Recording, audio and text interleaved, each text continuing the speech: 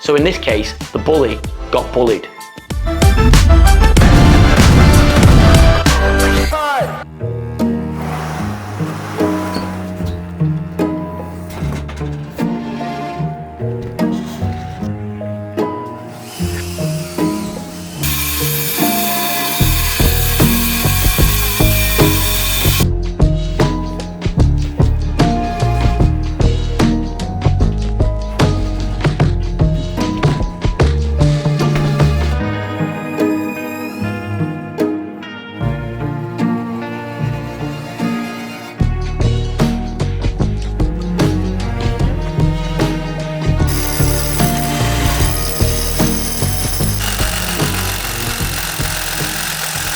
So welcome back to Every Trade Behind the Build. Short week this week, and you know I do not like short weeks, especially this Easter weekend, because there's 2 bank holidays, which means your direct debits and standing orders triple up on the Tuesday, which is fine because we've got money coming in, but I know the pressure that a lot of you guys will feel, and we feel it too, because we can't earn anything on them days.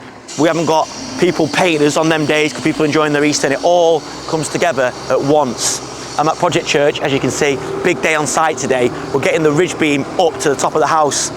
Tricky because you've got to be considerate of all the neighbours and the surroundings, and there's trees, and yeah, and then we're on a tight road and there's traffic, so yeah. But we're ready, we brought the right team in to do it, and we're using the heavy equipment. Thanks so much for watching last week's episode, it's absolutely flying. No idea why, just a typical episode, but I'm buzzing with it. So we're just gonna keep telling the story and see what happens. Let's get this day started. You know, we work on some beautiful jobs. I mean, look at this here. People going about Stockport, which is where we're based. And it's an industrial town. It can be a bit grim. There's actually a lot of investment and a lot of gentrification, so it's really on the up, and it's basically a city in all but name.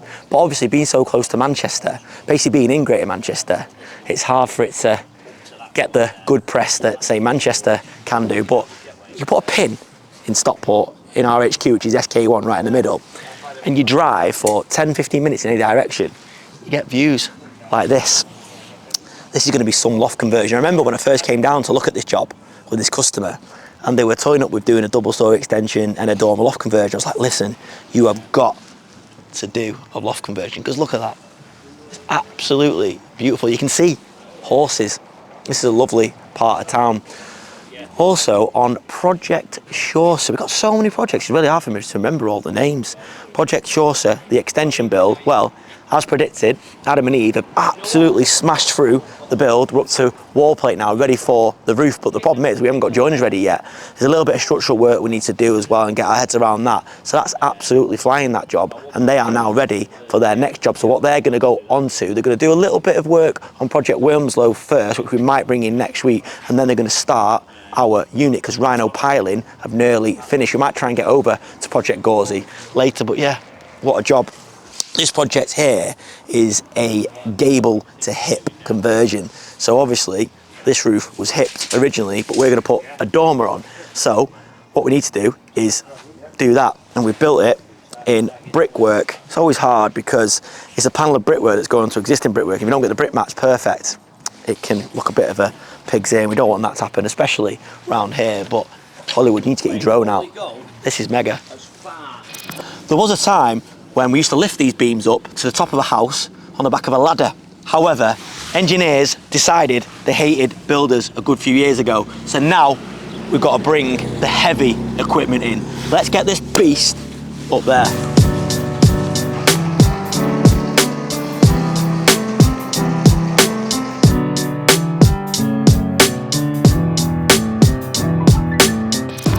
What a beast this is. This is when you know you own some serious equipment.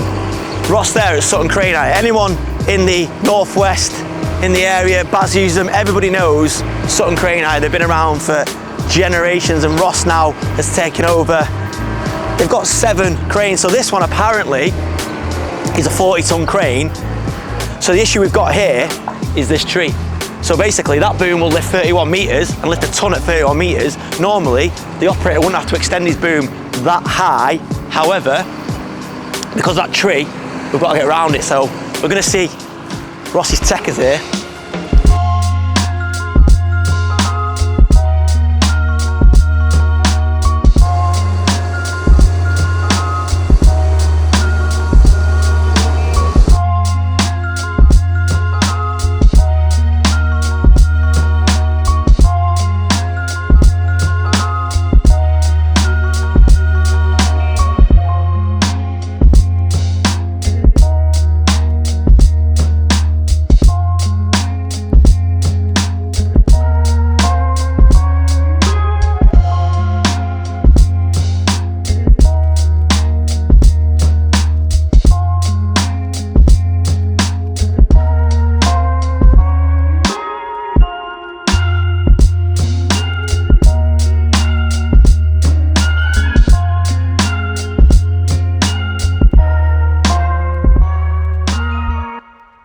So that's it, that took about 8 minutes to get the steel in place. Now, obviously, the crane has cost best part of 600 quid just to be here, but obviously you can understand why they charge so much, because the risk they take on that equipment. However, when you weigh up how much it cost us to get manpower here, we probably need 15 lads, we probably have to get a splice detail put in the steel, it's not worth it. So just to get the crane here for an hour, yeah, it's expensive, but ridge beam is now in place and the boys can crack on. So that's it, another steel in place. Cheers to Ross and the boys at Sutton Crane Hire. That went as well as could be expected really. I was a bit nervous because of that tree and a tight road and a lot of neighbours were concerned, but yeah, job done.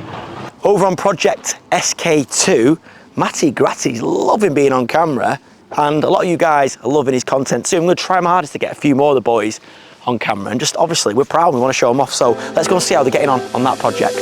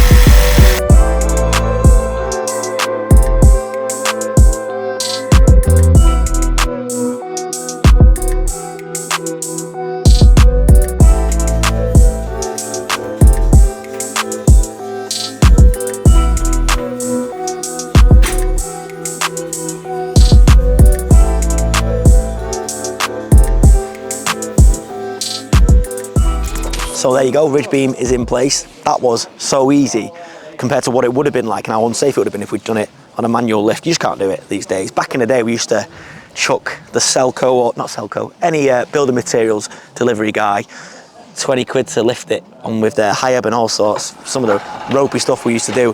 When my granddad was doing it back in the day, they wouldn't even have a ridge beam anyway. So look what we do for your art form here.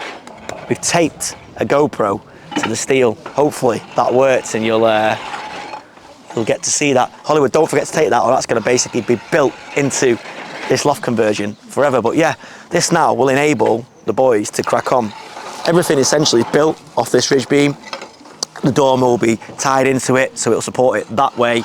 The roof spars going on to the new front slope will be tied in that way, so everything is tied off this. That's why this has to be perfect. We've already had the holes pre-drilled into this now, so essentially we'll bolt timbers either side, which will then enable us to fix joist hangers, and then we can build everything off of it.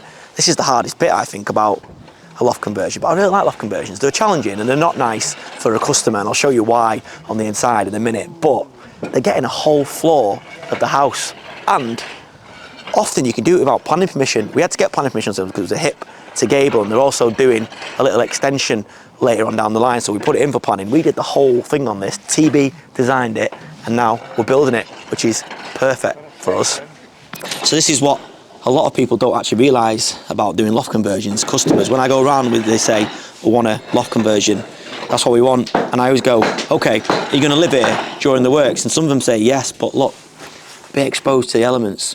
And what a lot of people don't realise as well is that we have to lower and put a structural flooring down into the existing house, so all the ceiling's got to come down and things like that, so you can't live here. But I actually have a job where the customer moved downstairs and lived downstairs, which was interesting, and it was during a really bad winter, and I actually tried to get it put off to the spring, but they wouldn't do it, and at the end of it they were moaning at us on our backs, but I managed their expectations from day one, and yeah, we got it done. But look, this is the reason why you can't really live here when you're doing loft conversion. It's tricky. Wow, would you look at that? That is a big wasp nest. That's the thing about lofts, you never know what you're going to find. Found all sorts actually, antiques, expensive antiques, but here we found a monster wasp nest, which is long since been sorted, but I don't think the customer knew it was there, but there was definitely no live wasps in there, anything like that. No wasps were endangered in the making of this loft conversion, but yeah, minging. So that's it, good site visit. The Bizzle knows what he's doing. As he said before, it's not his first barbecue, is it? Absolutely not. He knows what he's doing. I've got a couple more lined up for him straight after this, so he needs to pull his finger out, get it done. Yeah, so this will be ready for plastering next week, yeah? Tuesday. Well, a week on Tuesday, yeah. A week on Tuesday. Yeah, well, you know it's bank holiday in a way. Yeah, you have to work a bit harder. Yeah, but I do work bank holidays. You do work bank holidays, don't you? Yeah. Are you actually working this weekend? Yeah. I'm working tomorrow and I'm working Monday because I don't get paid enough. What? Come on. On that note, I'm going back to the office to be sick. All right. Cheers, Bizzo. So I've just stopped over here at Project 𝗕𝗨𝗟𝗓. This is mine and Alex's own build, and seen that Rhino have done their bit now. It's ready for pouring the concrete.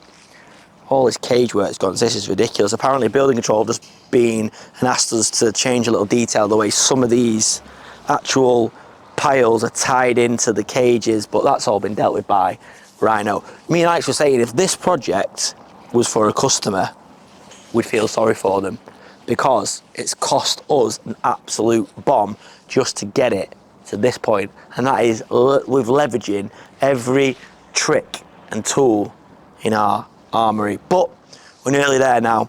It's funny, you know, I was thinking, I got a call earlier this week about someone saying, oh, I've got a really big lead for you here. This guy has got potentially loads of work. And I thought, okay, yeah, fine. And I remember I'd get so excited about things like that back in the day, where I thought, oh yes, this could come off it, this could make me loads of money, this could give us work forever, I could get more vans, more men, really expand, go to different cities. Whereas now, I don't know if it's old age or just being burnt a few times, or so many things not actually happening that you thought would happen, that I kind of am a bit of an old cynic. I just go, yeah, okay, yeah, well, I'll do the meeting and see what happens. But I almost this week didn't take the meeting because I thought, what are the chances of that actually coming off? Very slim. But I need to give my head a wobble there, because that's not the way to grow a business, is it? And some of these might actually come off. I always talk about one of my biggest customers. They popped in and we were doing shelves for them and fixing handles, and then they now spend millions of pounds, and I think we're up to them spending about £14 million with us since they started working. So it does show you've got to take these meetings. But I would say that because of the knocks that you have in business, you can become a bit cynical. But yeah, this one's looking pretty good. It's ready for concrete, and if everything goes to plan, we're just saying that next week's going to be massive. Hollywood's going to have to really be in about 4 places at once to get all the stuff done that we've got going on, because we want to try and bring you everything. There's so much we don't show you on this channel, which is great. I mean, if we could earn enough money off YouTube, which we won't, and we probably never will, we'd have about 5 videographers out, because we've got stuff going on all over the show. What we have got going on is another one of mine and Alex's projects, Project Greenbank. This is the one where it's got the Emperor shop, our shop, which is looking amazing. It's not quite finished yet, so we're not going to give you the big grand reveal just yet. And we've got a HMO above it. Well, we haven't got long. Me and Alex were saying we've got 10 weeks before students have got to move in to that. So let's fly over to Liverpool now and see how we're getting on over on Project Greenbank. Project Greenbank, let's go and see how we're getting on. So inside you can see here we've got like our little comm section going on now. So the lads have been in, obviously finishing off the first fix at M&E, getting all the pipe work in ready where it needs to be. We had to do a bit of juggling there with the gas and stuff to move it round so it's all isolated here, because we're going to build like a bit of a media cupboard which will have all the electrics and stuff, the gas meter, electric meter, everything's just going to be all enclosed here, so when you come past it'll be all there, and then the radiator just sit just before it, so you've got less chance of hitting the radiator because this will be built out a little bit. So just tuck it in nice there, and as I say, we've opened all this out now, took the wall down there, the opening, took that opening out, so the ceiling will run right the way through. There's one, nice, so when you come in, nice, hit the stairs. We took the old handrail and spindles off, and we're going to put a pig's ear up that way instead there. We'll probably tile this wall, or that wall, don't know yet, either side, probably that wall maybe, as our feature wall. So yeah, let's go. So yeah, inside again, on this bit, which is our kitchen area, communal space, kitchen's going to wrap right round, all soil stacks it in now, again, bit of science involved to piece all this together for the ensuite on the floor above us. So we had to get our thinking caps on to work it out. So we end up having to have 2 stacks coming down, one there and one over there. So that one over there you won't really see much either because the units are going to be wrapping around the wall for the kitchen, and then you'll just see a little bit of boxing in between the wall unit and the base unit. This one here, we've landed that one there because the kitchen's going to finish here with a tall larder unit. So this will just finish in nice. So again, you won't see too much of that being on its own, it'll be built in. And then all of this here then is going to be our like media wall. We're going to have our table built out here, and then this is going to we're going to have a recessed light all the way down. So we had to do a little bit of boxing in there anyway for that soil pipe. You can see it's been double wrapped there in insulation, but we decided to send this all the way down, and then we'll have an LED strip then lighting up the whole back of that where the telly will be on, sort of fall down in line. That boxing in then is going to carry through, which will pick up the duct in there for the extractor fan, which is going over the hob. Again, it'll just be tight to the top of the wall units, and then we're also going to have another light feature detail on that side there, just so it mirrors the inside. But it's coming together, and when you see it like this now, you can see everything done, boxed out, everything, all the pipes and cables, and you can have an idea of how it's going to look. And as I say, the plasters are upstairs, they're starting to board now, so we should be on track to get this done for when the students move in. So upstairs insulation is just getting done now, so Kingspan is going in between, and then we're going to go over it again with 50mm, so we get no cold transfer between the timber, which is the new regs now you have to do. Same on the ceiling, so walls and ceiling the same. So this room a little bit compact, this room is a bit tough to figure it out, but the bed is going to go here. We'll have the telly and stuff there, wardrobe into that side there, but we lost quite a bit of space by this wall coming on, but it is what it is. Still works, still a decent sized room. It's about 9.5 square metres. Nice 2 big windows giving loads of light in, and the ensuite there. And then the room behind looks a little bit small, but it's actually one of the biggest rooms in the house. It's just because all the gear's in there. That's all ready to roll now as well. We had to change the windows and just put 1 big window in, just because of where the ensuite sat. But other than that, it's good to go. Once this insulation's done, the lads are then going to board up here, and then we can start getting skimmed out. So yeah, we're just in the Emperor office, aren't we? The new shop, which is, as I say, slowly but surely coming there. So the telly's now been put on the wall. I'm not going to walk around with my boots on, but we're going to do a full reveal of this. So once this shop is fully finished, the scaffold's down, and as I say, the shop front sign is getting swapped for another one, and we're moving that one to buy the preferred factory. We'll do a full little reveal of this. We'll get Niall to do a nice little promo video, which he doesn't even know about. I'm just telling him now. So we're doing a nice little promo video coming through of the shop being fully done, all the signs up and that, which is probably a couple of weeks off now. But as I say, put that scaffold down, and then we'll fully finish it. The carpet here, our little Emperor carpet, which has not been fully fitted yet. The telly's up on the wall, which is our display one, needs programming. There's a little display cabinet going below there, some chairs to go in, an Emperor sign to go on there, a few other little bits and bobs, another desk in the back office, and then that's it, ready to roll. But as I say, we'll do a full little handover then so you can all see it. But I say in the meantime, if anyone is looking to sell a property, knows of anyone who wants to sell a property, or anyone who wants a new managing agent, or has got a property to rent out, or they want us to find a tenant for them, a tenant finds only, get in touch, message on Instagram or email us, or info@emperorhome.co.uk, and we'll get out, give you the decent deal. If you mention you're from YouTube, we'll give you a YouTube discount rate as well. So yeah, back over to Chris and Manny. So I did something this week that I wasn't sure if I wanted to do. I've been quite open with you guys that I do go to a therapist, and I go to a therapist because in the past I've definitely had challenges with my mental health. Not in the way that most people do in terms of depression or anything like that. I was never miserable, but just the stress and anxiety of running businesses, trying to be a good dad, a good husband, all at the same time, really took its toll on me a few years ago.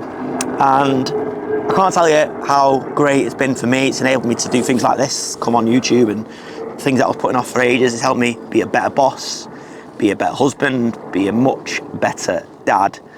And I want everyone, people that in this industry that probably think, I'm too manly for that, I don't need to speak to another man about stuff.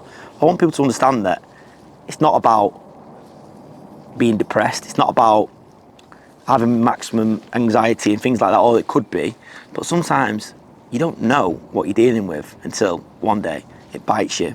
So I went to therapy and I took Hollywood with me, and we shot one of my therapy sessions, which I wasn't sure, and I'm still not sure whether I'll put it out in full, but here's a little snippet of it, just a little highlight, would you call it highlight, from a therapy session, just a little bit to see what you guys think, and let me know in private or in the comments whether you think I should put the full therapy session out as an episode here or as a one-off standalone video. I personally want to, but I don't know if there'll be interest in it.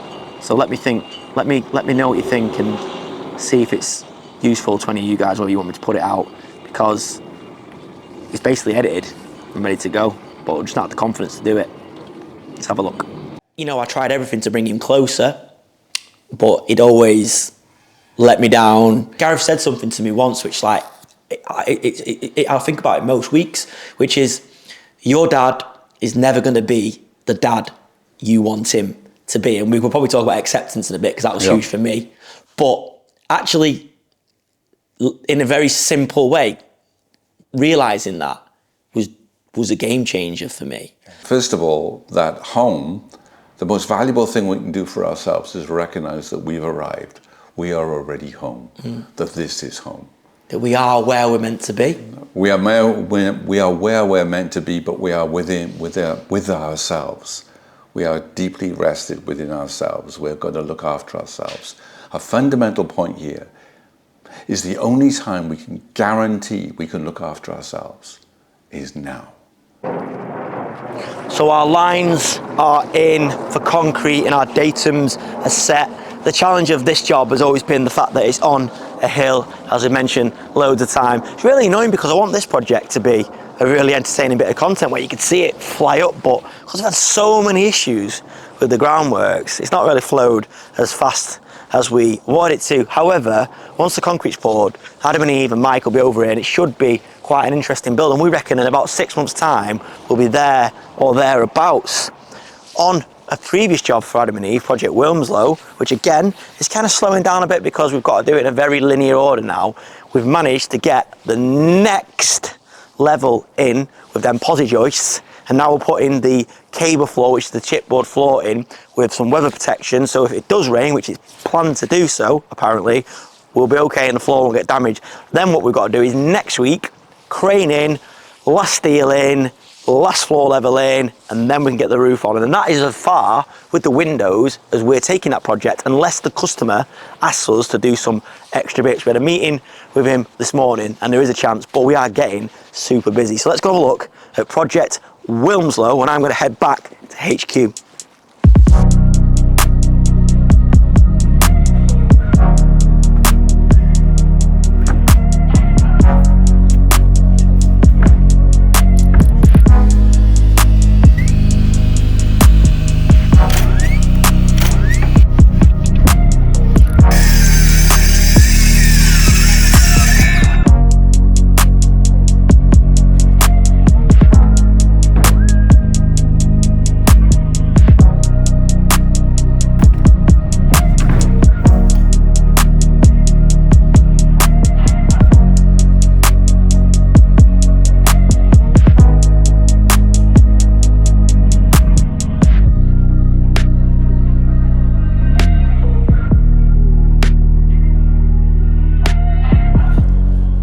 So a few of you guys might remember, I think a few episodes back I told you about my mum, who, amazing Wendy, I love her so much.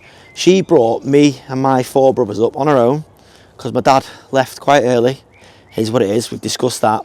She did an amazing job, me, our kid, Gary and Rick.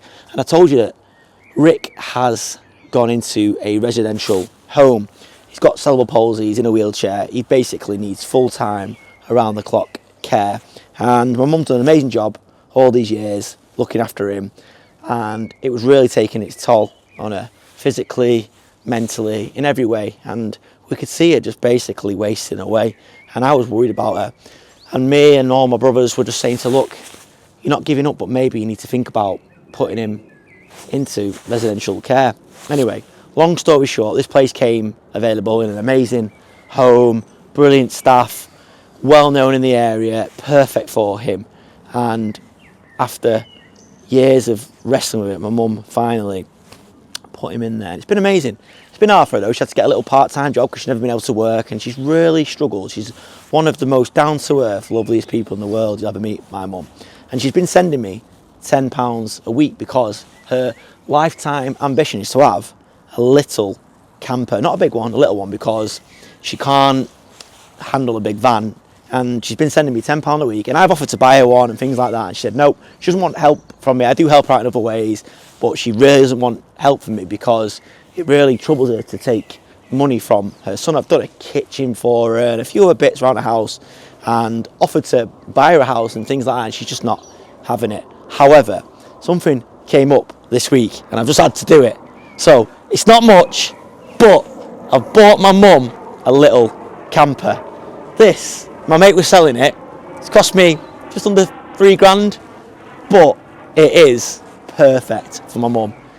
It's been around the clock. I think it's done 250,000 miles. It's old, but if I bought anything more, my mum wouldn't accept it. She just would not accept it. She hates the thought of taking money from me. She just says, spend it on the kids. So I bought this and I know she'll be over the moon and I can't wait. So I'm going to go home now and give it her and surprise her with it at my house, and I can't wait. But yeah, it's needs a bit of work. The man behind the camera, Dale, is going to help me sort a few bits out on it. It's not the prettiest. Where's the key?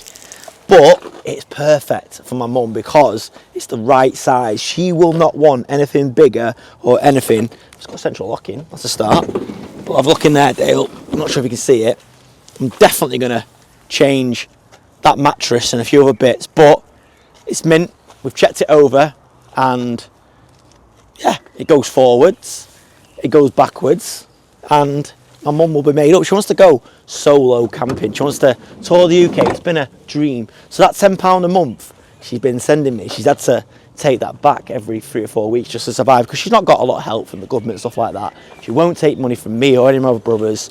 So I've had to give it back. So she's got 94p in a savings account that she saved me. So basically, I'm going to say we'll call it quits. 94p, and this is hers. I might get her a little private plate, but yeah, I wish she'd let me buy a nicer one, but she'll be over the moon with this. So yeah, I just thought I'd share that with you guys, because it's nice when you get to a point where you can help your family out. I actually bought her a caravan years ago when I first got up and set up in business and did quite well, and she was over the moon with that, and she had to sell it because the site fees were too expensive. She wouldn't let me pay. She's one of the most selfless people you'll ever meet. So yeah, let's go and show her now. Got you a little present.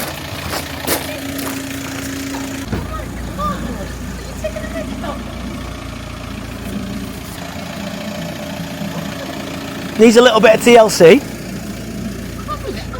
I can't actually believe this, honestly.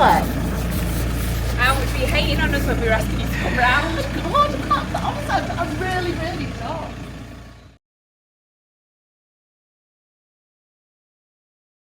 Oh, thank you so much. I can't. Thank you.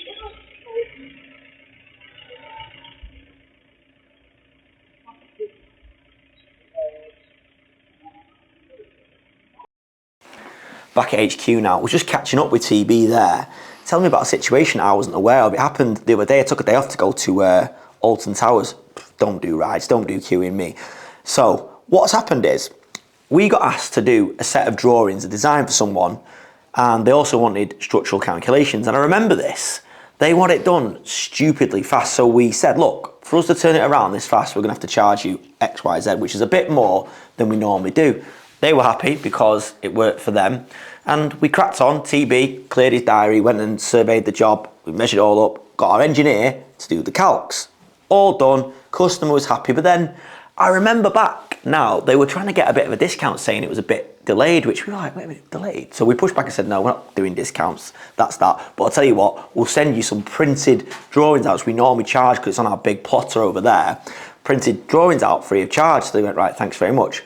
Whilst I was away, TB got an email, basically someone trying to bully us into giving them a refund, and it turns out it's this woman, and what she's saying is that she's not selected us to be the builder, which is fine because we didn't quote for it. Again, it's all a bit odd, and that they're really unhappy with the structural calcs.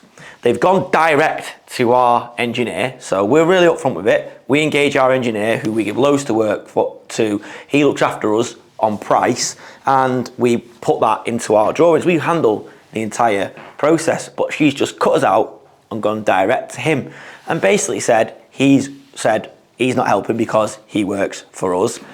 They wanted him to do extra work, so a splice detail in this steel, because she said her builder said the drawings were terrible, the structural design, not TB's drawings, obviously. Structural design, she couldn't read the engineer's handwriting, and he didn't know how to do the job. So we thought, that's a bit weird. So then we decided we'll try and be a bit clever here. And she basically wanted a full refund, and she was going to leave a negative review on Google, which is, again, I hate it, like leveraging that against us, threatening to leave a negative review on Google when we've not had the chance to try and sort it out. Straight away, gone in on the attack. So we've gone back, the guys, KTM got involved as well, been smart, and this is the way I've always taught them to do it, is be smart and play them a little bit. So they've gone back to this woman and said, all right, okay, well, can you give us the builder's number? Because we'll speak to the builders, because we know most of the builders in the area, because we either do drawings for them, Danny Price for them, or I just speak to a lot of them because we're well known. So she was very hesitant to give us the builder's number, but she did eventually, so we'll come back to that in a minute. But we said, why have you gone back to the engineer? Why not come to us? Because you engaged us to do the structural designs. And she was like, and she was like backpedaling massively. But she was like, I want a full refund for all the drawings, because these calcs are wrong. I'm like, wrong how? She's like, it can't be put into the job, the builder said. So we said, right, well, give us the builder's number, give us a name, we'll speak to him. She was like, I'll have to speak to him first, blah, blah, blah. Anyway, cut to this morning. She's really tried to bully us there, but because we've been smart, this morning, the builder calls, he's like, nice guy, I don't really know why you want to speak to me, I've been asked to ring you. And we said, well, yeah, we believe that you can't read the calculations. And we were smart, we said, if you want, we'll send one of our guys to show you how to install this steel. He's like, I don't need any help installing steel, there's nothing wrong with the steel. All I'm saying is, it's a bit big, I don't think it can go in one section. I'd have a splice detail in it. We went, right, so the steel's right, but you want a splice detail. It's like, yeah, exactly, that's the way I do it. Now, it's all down to his prerogative. He thinks it'll be easier with a splice detail. We think we would have got it in without one. So there's actually nothing wrong with the calcs. We said, can you read them? Do you want us to, maybe write to you and tell you how to put them in, what the actual steel design, with what steels to order? He went, no, I know all that. That's all sorted. I just want a splice detail design. And we said, well, the person that obviously you're working for has asked us for a full refund. And he's like, he was like, it's nothing to do with me, but I know what steel's needed. I know what design, I just want it slightly amended. So she, all along, was trying to bully us to give her a full refund. And we're talking a few grand for all the designs and the structural calculations, when all along it was extra work she actually needed just because her builder wanted to do it differently. And you just got to be on your guard in business so much, because people are out to get you. We went out of our way. When did you do that? You did it pretty late in the day, didn't you? You went like after work hours to do that in his own free time to help this person out. Yet now they're trying to bully us to do a full refund. And we are kind of at the mercy of Google reviews. But honestly, if they want to leave a Google review, if it's lies, I'll go after them legally. I'm not having it. If we've done a bad job and leave a review, that's fine. We've never had a review. We've had some bad reviews over the years, but we've worked with the customer and got it right, because it maybe is our genuine mistake, not workmanship, but maybe not ringing them back or whatever. But normally, if you get on the phone to someone, you'll sort it out anyway. People actually leave negative reviews, just really want to do damage to your business. So we'll see. We've done our bit now. We think we're in the right. We're standing firm. We've got TB to write an email back, word it really well, just to explain our position, to explain that it's not extra work, we've done nothing wrong, we perform faster than we ever would normally. You were really happy with the service, so we don't think a full refund is appropriate. But yeah, I hate situations where people try and bully businesses that they know care about their reputation. But anyway, over on Project SK2, you saw earlier in the week, we're cracking on there. Let's go back there to see how we're getting on.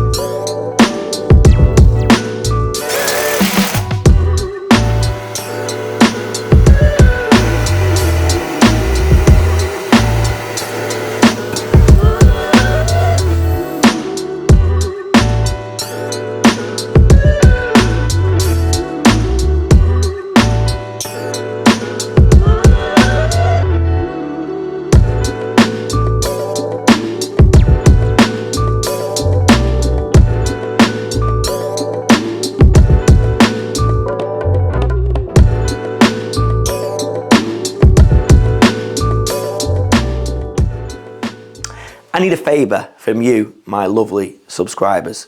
So this here is my lovely wife's, Rachel's, side hustle. A backstory.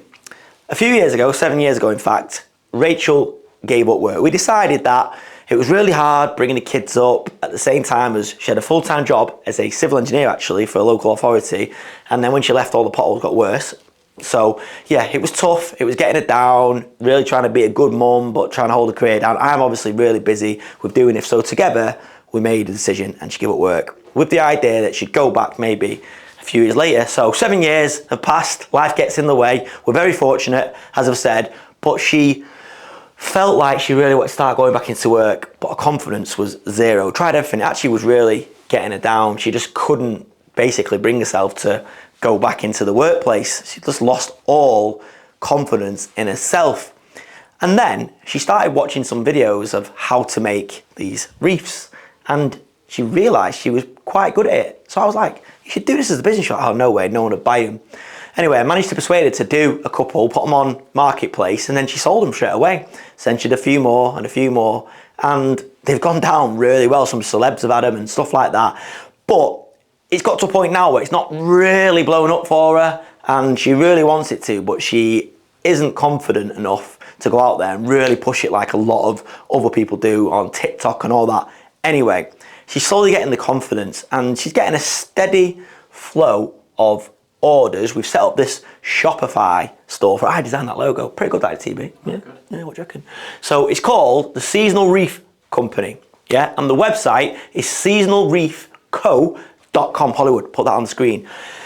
And they're amazing. TB, let's have a little scroll at some of the stuff. I mean, I'm not saying that you boys are into flowers and that, but your wives, your mums, your sisters, your mistresses, your friends are all into it. And they're absolutely mega. Come on, slow down, TB. Go back down. She's got all different types and the quality of the build is amazing. And I thought, what I would love nothing more of is if, without randomly out the blue, when Rachel gets an order through, she gets so excited. She probably gets one, maybe two a day, and she absolutely buzzes off it. Honestly, it's so nice for me to see her doing well and getting that confidence back. Well, I would love it if she got, say, 3 in a day or 4 in a day, especially say when this episode goes out on Easter Sunday, or I don't know, whenever next week. I would love it because I'm not going to tell her that I've given her a shout out, and she doesn't watch the episode because she says she has to deal with me too much at home anyway. So I'd love it if one of you boys and some girls that watch, even though 98% of our subscribers are male, would just pick one of these and buy them as a gift for one of your wives or girlfriends or mums or sisters or whatever, or even for yourself, because they look mega on any front door. And if you put a little comment there about you watch Heavy Trade Behind the Build or anything like that, I'll give you a shout out in the episodes. Her head is gonna fall off if she gets an extra order. So do me a favor, if you can afford it, I appreciate it. Not everyone's got the money to do it because they're not the cheapest, but the quality is amazing, a lot cheaper than other people. Seasonalwreathco.com, seasonalwreathco.com, and treat, oh yeah, this is quite good. That's a nice wreath, that one there, TB. Treat your loved one to one of these beauty. What about you? You said your mum's birthday coming up. It's my mum's birthday on Monday. I think I'll put an order in. Yeah. Will I get a shout out? You get plenty of shouts in this already, but yeah, and you might even get a little discount because I know you. So yeah, I appreciate it. Obviously, I don't do sponsors and I'm not trying to sell anything, but this is my wife's company. And if I can't help my wife, who can I help? So yeah, appreciate it, guys.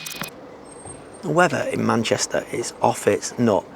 Yesterday, it was absolutely Baltic, and today, there's blue skies. We need more of these blue skies to help us get that yard making money. We haven't actually been able to really go to the yard this week. There's not much worth showing. A couple of the guys are off. Easter's always like that, things just slow down. But what's weird is that demand's really high. The topsoil, there's been a real run on that. Loads of people are after topsoil, so it's good. And we've managed to actually get a good few 100 ton out this week, which is perfect. We're selling it cheap at the moment because we've got so much on the ground. But as demand grows, supply hopefully will slow down a bit because we won't have as much on the ground, so we can put the prices up. So yeah, it definitely helps though when the sun is shining. So this last week I told you about this van, Rob leaving. What we're going to do, we're going to keep this van as a spare courtesy van, so when Dale gets our other vehicles in for servicing, repairs or breakdown, we've got this. So KTM's going to use this for now, but you might remember, oh, what's that? KTM sent our last van down the river. So hopefully with this van, he won't do it the same. This van has come back. This was used by John, who has just left us. John's been with us now for, again, similar to Rob, about 8 years. Great guy, bricklayer, unbelievable skills, everything. However, we just changed the way we work in with brickwork. Like I said last week, we're pushing a lot more towards Adam and Steve. It's just a little bit easier to plan and a little bit easier to price. So it's probably meant that John's not getting enough brickwork. So amicably, he gave us notice. He's done it in the exact right way, and he's found another job. We kept him going for a couple of weeks whilst he got a start date for his other job, and we've left on really good terms. I've sent him a message, basically just thanking him for all the amazing work he's done for us and appreciate all the positive impacts he's had on this company. And I've said the door is always open, and because you do it in the right way and he's acted professionally, the door is open. And hopefully one day he'll come back and work with us again, and we'll find a way to make it work that suits us and him. But this van, I think what we're going to do is, it's a really good van this. Again, it's really low miles, been really well looked after by John. We're going to actually transfer this over to the property company, because we've got a couple of maintenance lads in the property company now, which we've not actually brought on camera yet.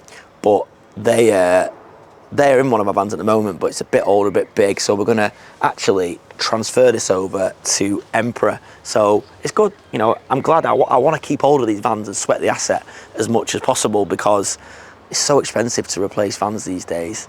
But yeah, it's sad when people leave, good people, but it's just one of them things, and things have got to go.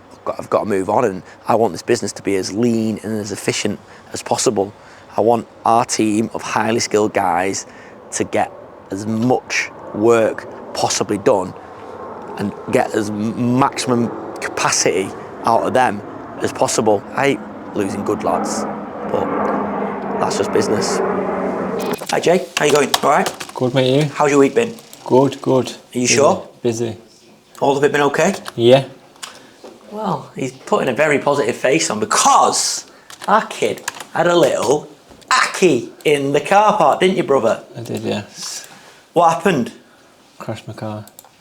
Yes. One of our neighbours, Jay, has reversed and then didn't stop reversing. We've caught it on camera. There's not much damage to their van, is there? No. But I mean, it did look pretty busy out there at the time, and it was a bit of a tight angle.